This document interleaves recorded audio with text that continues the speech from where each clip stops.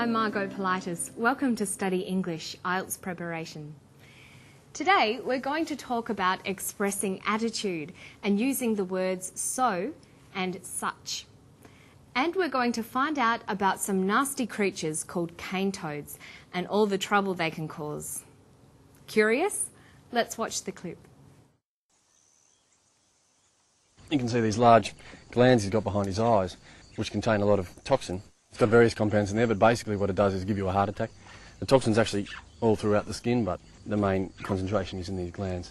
So basically something bites it. If it gets into its bloodstream, there's a good chance it'll be killed very quickly, yeah. We found a dead freshwater crocodile, which was apparently killed. Certainly one death adder, which is a venomous snake, quite an important Australian snake. We found one of those freshly dead with a small toad in its mouth. And even to small children, if a child was to put them in their mouth, you know, the toxin is quite severe. The flip side of that is that there's a whole lot of animals which will be outcompeted by cane toads. So there are other animals which eat insects, for instance, because cane toads are so numerous that they suck up all the insects from the biota like big vacuum cleaners.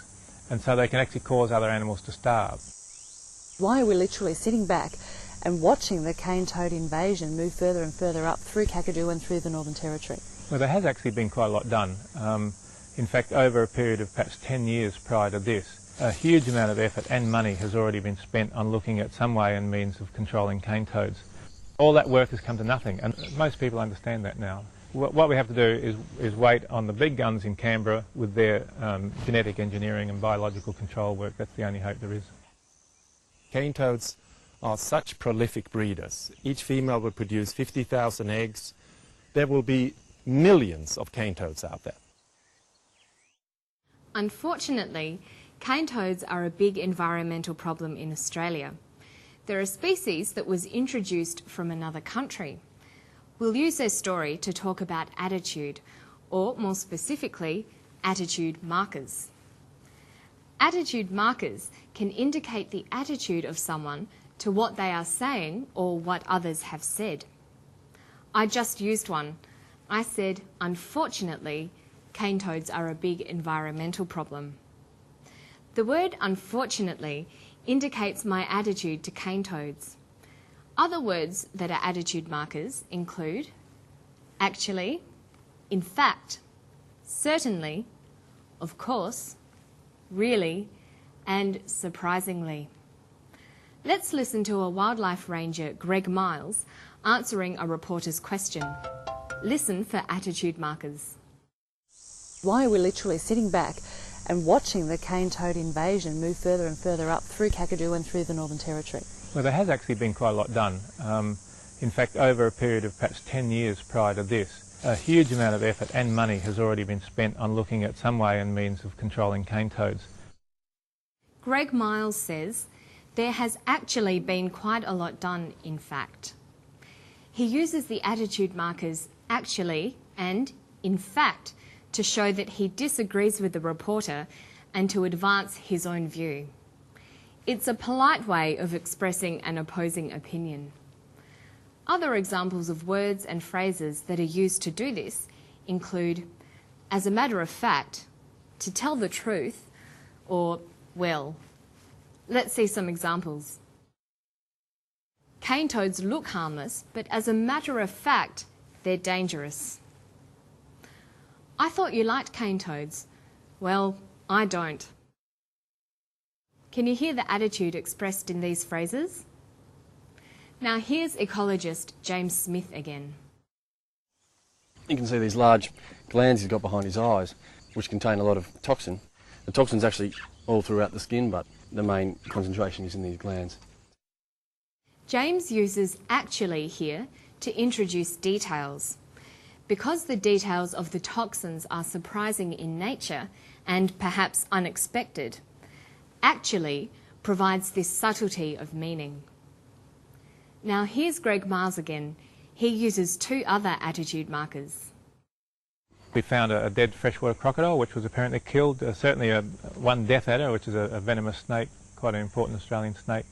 We found one of those freshly dead with a small toad in its mouth. He says apparently and certainly. He says the crocodile was apparently killed. He uses apparently because he got his information from someone else and he's not certain that it's true. Based on appearances, it looks like the crocodile was killed by the cane toad. Greg says certainly one death adder was found dead.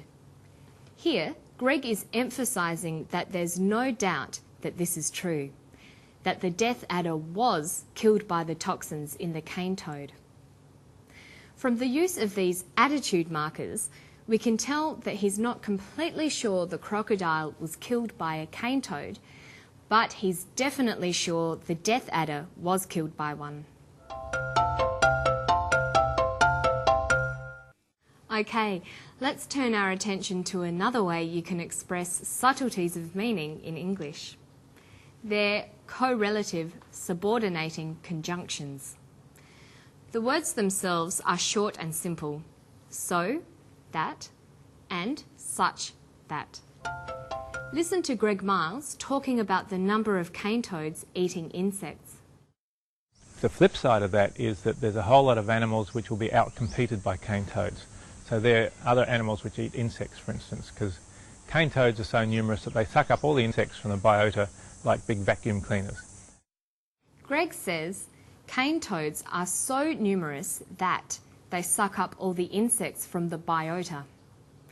This means that cane toads are numerous enough to suck up all the insects from the biota. There are enough of them to do that. So that is called an amount construction.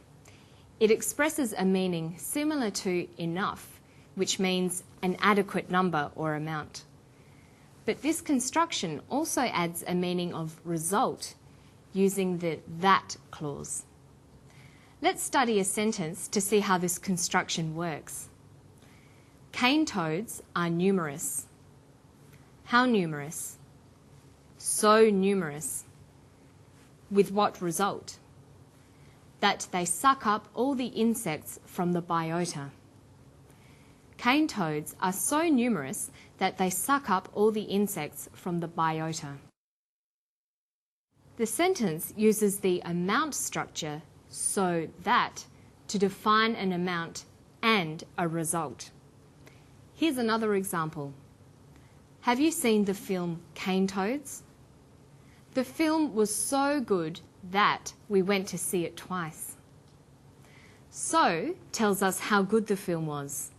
That tells us the result. We went to see it twice. Let's listen to how Professor Madsen expresses amount in relation to cane toads. Cane toads are such prolific breeders. Each female will produce 50,000 eggs. There will be millions of cane toads out there. He uses another construction to express the amount. He says such. Cane toads are such prolific breeders. He adds the result clause, there will be millions of them, but without using the word that. That is sometimes omitted in informal English. It is understood without being stated. More formally, he would have said, cane toads are such prolific breeders that there will be millions of them. So and such in these constructions also provide emotive emphasis. For example, cane toads are so ugly. Cane toads are such a pest. So today we've looked at attitude markers and language for expressing emotion. We've also talked about the degree or amount constructions so and such. Using these language features will make your language more interesting and will show an appreciation of subtleties of meaning. And it's time for me to go, but you'll find today's story and a lot more on our Study English website. I'll see you next time. Bye-bye.